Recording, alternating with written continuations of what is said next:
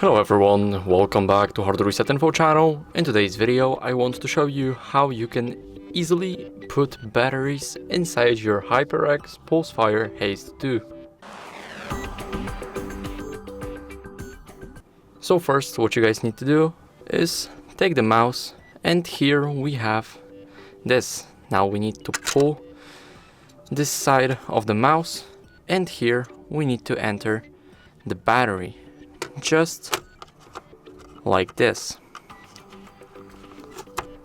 And as you guys can see, now our battery is placed, and you can see it because it is glowing right here. And that's it. This is how you can easily put batteries inside your mouse.